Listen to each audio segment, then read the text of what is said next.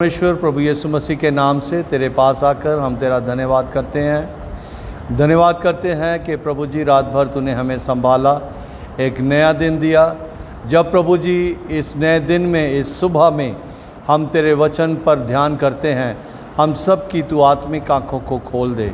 यीशु के नाम से मांगते हैं, आमीन। सुबह की बरकत यानी यीशु की बरकत प्रोग्राम में आप सबका बहुत बहुत स्वागत है। इन दिनों में मसीही जीवन की जो विक्ट्री है, या ऐसे कहें कि विक्टोरियस मसीही जीवन जो है, वो उसका आधार क्या है, वो हम देख रहे हैं। कल हमने जो प्रचार है, जो वचन है, उसको इस जगह पे छोड़ा था। लूका की अंजील उसका 22 अध्याय और उसका 31 वचन, जब उससे पूछा गया, हे शमौन, देख, शैतान ने तुम लोगों को मांग लिया कि गेहूं के समान फटके, परंतु मैंने तेरे लिए बेनती की। यहाँ प्रभु यीशु मसीह जो पहली बात कर रहा है वो ये कि शैतान ने तुम लोगों को मांग लिया है। यानी कि जब परमेश्वर का जो ढांचा है, वो स्ट्रक्चर जो है, अगर हम उसमें रहते हैं तो हम सफलता प्राप्त करते हैं, और अगर हम उस ढांचे से किसी भी क्षण इधर उधर होना चाहें तो हमें परेशानी का सामना करना पड़ता है। परमेश्वर हमारे मनों को पहले से बहुत अच्छे से जानता है।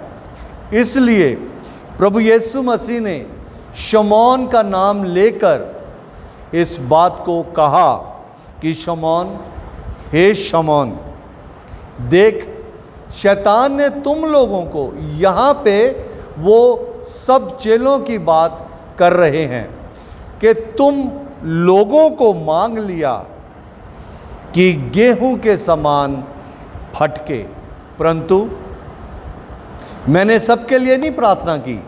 प्रभु यीशु मसीह यहाँ बिल्कुल स्पष्ट रीति से बता रहे हैं कि मैंने तेरे लिए प्रार्थना की। प्रभु यीशु मसीह जानता था इस बात को कहने के लिए कि मैंने तेरे लिए प्रार्थना की, क्योंकि तू ही है जो एक यूनिटी के ऊपर नहीं, मुझ पर नहीं, अपने आप के ऊपर ज़्यादा भरोसा करता है। और जब उसने इस बात को कहा कि प्रभु, हे स्वामी, अगर सारे तुझे छोड़ भी दें तो मैं तुझे कभी नहीं छोड़ूंगा। और फिर हमने इस बात को देखा कि जैसा वचन में लिखा है कि प्रभु यीशु मसीह ने कहा था कि मूर्ख के बांग देने से पहले तू 3 बार मेरा इनकार करेगा। जो परमेश्वर ने स्पिरिचुअल लीडरशिप रखी है, एक एकता की सेवकाई दी है, जब हम उस एकता की सेवकाई को इंडिविजुअल तरीके से अपने सामर्थ्य से करना चाहते हैं तो हमें फेलियर का सामना करना पड़ता है। और इसी को हम अगर देखते हैं प्रेरितों के कार्य उसका 2 अध्याय और उसके 14 वचन में, तब पतरस उन 11 के साथ खड़ा हुआ और ऊंचे शब्द से कहने लगा, हे यहूदियों और हे यरूशलेम के सब रहने वालों, ये जान लो और कान लगाकर मेरी बातें सुनो। यहाँ पे वो अकेला नहीं है, वो 11 के साथ खड़ा है, जबकि उसने 11 को एक तरफ अलग करके अपने आप को ज़्यादा ऊंचा या अपने आप को ज़्यादा स्ट्रॉन्ग बनाने की बात की थी। और लूका 22:32 में लिखा है कि मैंने तेरे लिए प्रार्थना की कि तेरा विश्वास जाता ना रहे। अजीज़ों, बहुत बार हमारी ऑडियो और वीडियो जो है वो मेल नहीं खाती, और जब ऑडियो और वीडियो जब मेल नहीं खाती तो हमें फेलियर का सामना करना पड़ता है। हम लोगों को ज़रूरी है कि हम अपने ऊपर नहीं लेकिन परमेश्वर के ऊपर विश्वास करें, क्योंकि प्रभु यीशु मसीह जो मेरा मुक्तिदाता, जो आप सबका मुक्तिदाता, उसने भी यही बात कही थी कि जो कुछ मैं पिता को कहते सुनता हूँ वही मैं कहता हूँ। यहाँ पे हम देखते हैं कि शैतान ने इन लोगों को मांगा है ताकि इनको बर्बाद कर सके, लेकिन अगर हम अय्यूब की किताब को देखें, वहाँ पे शैतान को, परमेश्वर शैतान को बुलाता है और इस बात को कहता है। अय्यूब की किताब 1 अध्याय उसके 6 वचन से लेके मैं पढ़ रहा हूँ। एक दिन यहोवा परमेश्वर के पुत्र उसके सामने उपस्थित हुए और उनके बीच शैतान भी आया। यहोवा ने शैतान से पूछा,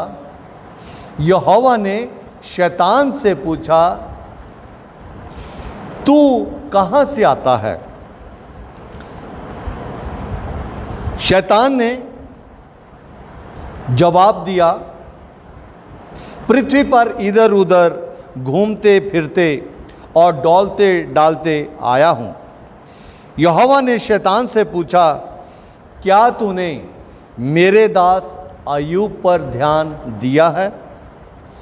क्या तूने मेरे दास अय्यूब पर ध्यान दिया है? जबकि वहाँ हम लूका में पढ़ते हैं कि शैतान ने इन चेलों को भड़काने के लिए, भरमाने के लिए मांगा, लेकिन पुराने नियम में परमेश्वर का जो खरा जन था, जिसका नाम अय्यूब था, उसके बारे में परमेश्वर खुद गवाही देके शैतान से पूछता है कि क्या तूने मेरे दास अय्यूब पर ध्यान दिया है? क्योंकि उसके तुल्य खरा और सीधा और मेरा भय मानने वाला, बुराई से दूर रहने वाला मनुष्य और कोई नहीं है। ये अय्यूब के लिए परमेश्वर खुद गवाही दे रहा है कि वो कैसा खरा व्यक्ति है।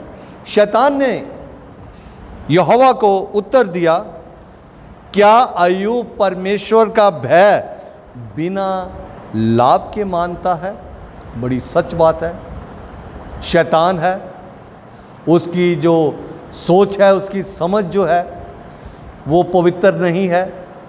वो यही समझता है कि परमेश्वर के लोग जो हैं, परमेश्वर के पीछे चलने वाले लोग केवल और केवल लाभ के लिए ही चलते हैं। अजीज़ों, हमें इस बात के लिए ध्यान देने की ज़रूरत है। शैतान ने इस बात को कहा कि क्या अय्यूब जो है, परमेश्वर का भय जो है वो बिना लाभ के मानता है? क्या तूने उसकी और उसके घर की और जो कुछ उसका है उसके चारों ओर बाड़ा नहीं बांधा? ये जो बाड़ा है ये सुरक्षा का बाड़ा है। वो पूछ रहा है शैतान पूछ रहा है, क्या तूने उसके घर के और उसका जो कुछ भी है उस सब के चारों ओर अपना बाड़ा नहीं बांधा है? तूने तो उसके काम पर आशीष दी है, तूने तो उसके काम पर आशीष दी है और उसकी संपत्ति देश भर में फैल गई है। जो खरे व्यक्ति हैं, जो सीधे व्यक्ति हैं, जो परमेश्वर का भय मानने वाले लोग हैं, उनकी सारी चीज़ें जो है, उनका जो भी मटेरियलिस्टिक चीज़ें हैं, उनके ऊपर शैतान जानता है कि परमेश्वर की सुरक्षा का बाड़ा जो है वो बंधा हुआ है, मैं वहाँ पे प्रवेश नहीं कर सकता, मैं दाखिल नहीं हो सकता। शैतान अलग अलग चीज़ें परमेश्वर को बता रहा है और यहाँ तक वो कहता है कि देश भर में उसकी संपत्ति फैल गई है। यहाँ परमेश्वर फिर से उसको क्या जवाब देता है? परंतु अब अपना शैतान परमेश्वर से कह रहा है कि तू अब अपना हाथ बढ़ाकर जो कुछ उसका है उसे छू, तब वह तेरे मुंह पर तेरी निंदा करेगा। शैतान की जो बुद्धि है, जो उसकी सोच है, वो बहुत नैरो है। वो परमेश्वर की योजनाओं को समझ नहीं पाता और समझ नहीं रहा और ना ही समझ पाएगा, क्योंकि वो किसी भी तरीके से परमेश्वर के बराबर नहीं है, वो हारा हुआ है। यहाँ पे वो परमेश्वर को कह रहा है कि जिन जिन चीज़ों के ऊपर तूने अपनी सुरक्षा का बाड़ा बांधा हुआ है, अपना हाथ बढ़ाकर उन्हें छू। फिर देखना वो अय्यूब जिसको तू खरा कह रहा है, जिसके लिए तू उसकी बड़ाई कर रहा है, वो तेरे मुंह पर तेरी निंदा करेगा। 12 वचन में यहोवा ने शैतान से कहा, सुन, जो कुछ उसका है। यहाँ पे परमेश्वर ये नहीं कह रहा कि जो कुछ मेरा है, जो कुछ उसका है वह सब तेरे हाथ में है, क्योंकि तू इस पृथ्वी का अब आदम को भरमाने के बाद मालिक बन गया है। जो कुछ उसका है वो सब तेरे हाथ में है, केवल उसके शरीर पर, क्योंकि शरीर जो है वो परमेश्वर का मंदिर है, और उसके शरीर पर हाथ ना लगाना। शैतान, अगर तू ये समझता है कि मेरा भय मानने वाले लोगों के लिए संपत्ति ही सब कुछ है, तो ये तू गलत फहमी में है। किसी भी तरीके से इस गलत फहमी में ना रहकर जो कुछ उसका है, जिसको तू समझता है कि वो बहुत ही ज़्यादा बड़ी चीज़ें हैं, उनको तू जो चाहे तू वैसे कर, लेकिन याद रखना कि उसके शरीर को तू मत छूना, उसको हाथ ना लगाना, क्योंकि वो शरीर जो है वो परमेश्वर का मंदिर है। वो शरीर जो है वो परमेश्वर की वो मशीनरी है जिसके द्वारा परमेश्वर ने इस पृथ्वी पर अपना कार्य करवाना है। उसको इस बात का समझ नहीं थी शैतान को, इसलिए वो इन चीज़ों के लिए वो कह रहा है। नीति वचन उसका 10 अध्याय और उसके 22 वचन में हम देखते हैं। नीति वचन 10 अध्याय 22 वचन, उसकी धन संपत्ति का जो रहस्य है, जो मिस्ट्री है, उसके परिवार की खुशहाली का जो राज है, वो यहाँ नीति वचन 10 के 22 में हम पढ़ते हैं। वहाँ क्या लिखा है कि धन जो है, धन यहोवा की आशीष ही से मिलता है।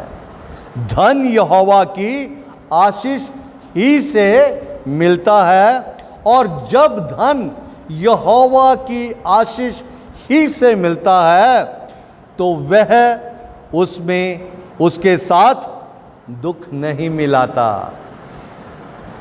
अय्यूब जो है वो धन संपत्ति के लिए इसलिए खुश नहीं है कि देश भर में उसकी संपत्ति बढ़ रही है, लेकिन वो इस बात से खुश है कि ये सब कुछ परमेश्वर ने मुझे दिया है, और जो परमेश्वर ने दिया है, अजीज़ों, मुझे और आपको इस बात के लिए बहुत ही सावधान रहने की ज़रूरत है।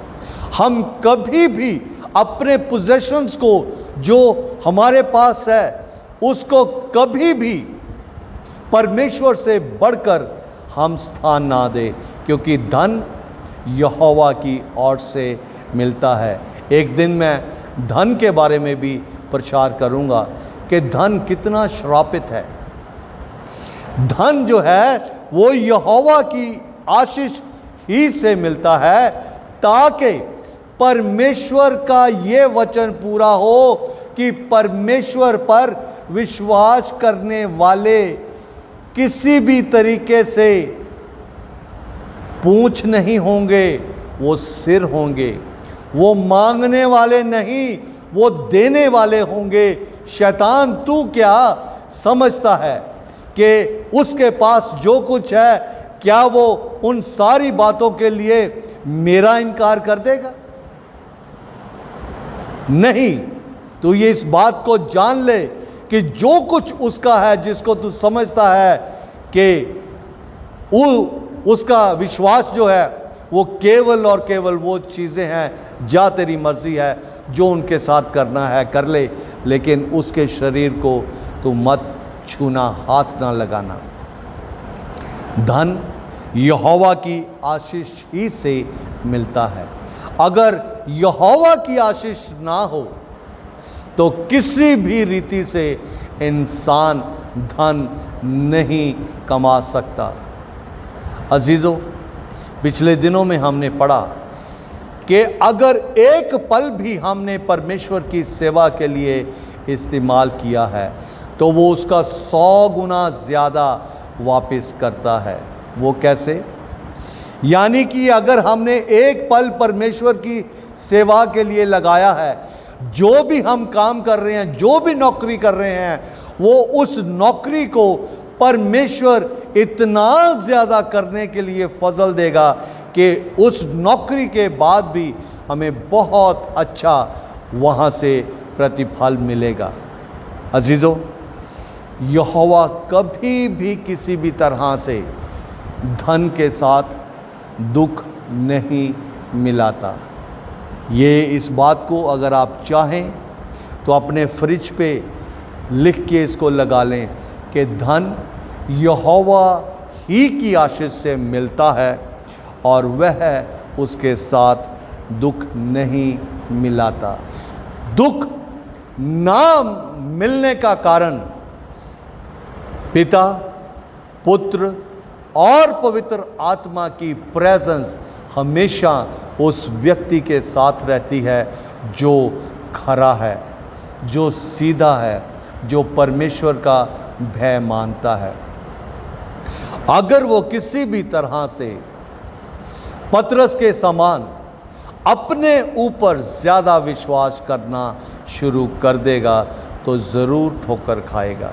अजीज़ों, सुबह की बरकत प्रोग्राम, मुझे बहुत से लोग, बहुत मैच्योर लोग जो है वो इस बात को कहते हैं कि सुबह की बरकत प्रोग्राम जो है वो हमें सारे दिन के लिए परमेश्वर की सामर्थ से भरता है, ताकि इस संसार में रहते हुए वो एक एक पल जो है परमेश्वर के सामर्थ के द्वारा व्यतीत करें। अजीज़ों, परमेश्वर ने जो ढांचा बनाया है वो ये है कि हमें स्पिरिचुअल लीडरशिप के अधीन रहना है।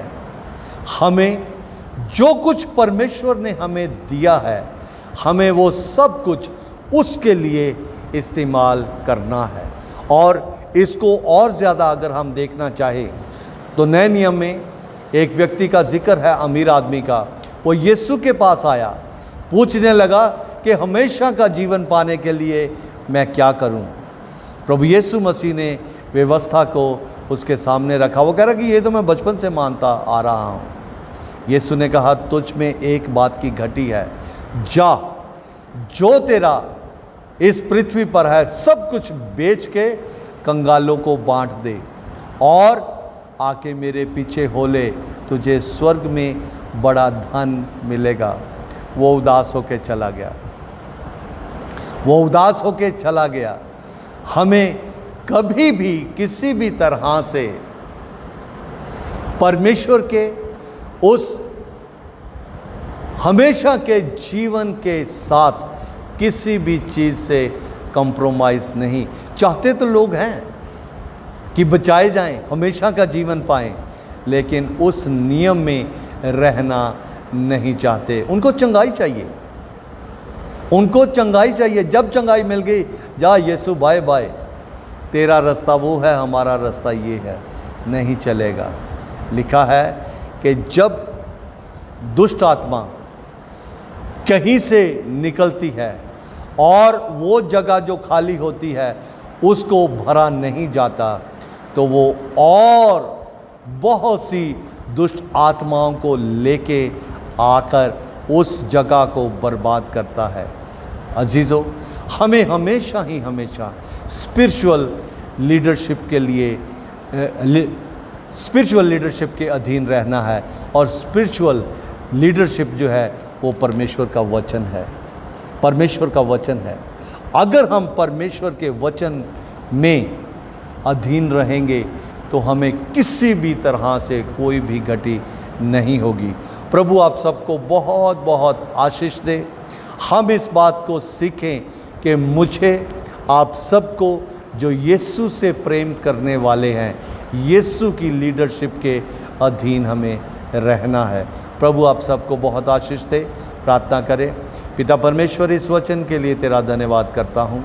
सुनने वाले हर एक को बहुत आयत से आशीष दे और अनुग्रह कर, ताकि प्रभु जी वो तेरे सुने हुए वचन को अपने जीवनों से, इस माध्यम से बहुत से लोगों तक प्रभु जी पहुँचाएँ, ताकि नाश होने से बच जाए। सहायता कर, यीशु के नाम से मांगते हैं, आमीन। प्रभु आप सबको बहुत आशीष दे।